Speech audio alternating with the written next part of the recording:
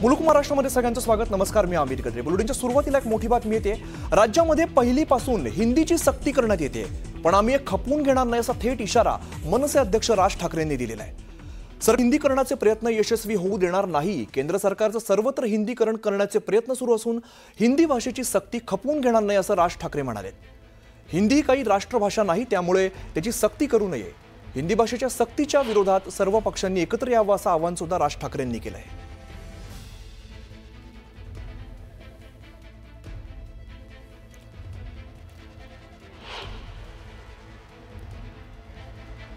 दरम्यान राज ठाकरेंनी नेमकं काय ट्विट केलं आपण बघूया। राज्य शालेय अभ्यासक्रम आराखडा 2024 नुसार महाराष्ट्रात पहिलीपासून हिंदी ही भाषा अनिवार्य करण्यात आली आहे।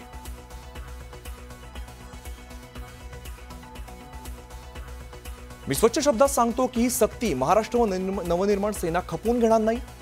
केंद्र सरकारचा सध्या जे सर्व हिंदीकरण करण्याचे प्रयत्न सुरू आहेत त्या राज्यामध्ये आम्ही यशस्वी होऊ देणार नाही।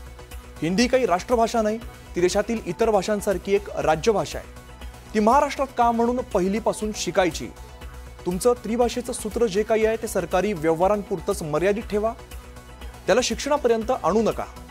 या देशात भाषावार प्रांतरचना झाली आणि ती इतकी वर्ष टिकली, पण आत्ताच ही दुसऱ्या प्रांताची भाषा इथे महाराष्ट्रावरती लादण्याचे प्रकार का सुरू आहेत। भाषावार प्रांतरचनेचा तत्वालाच हरताळ फासला जातोय, अशा प्रकारचं राज ठाकरेंनी ट्विट केलंय।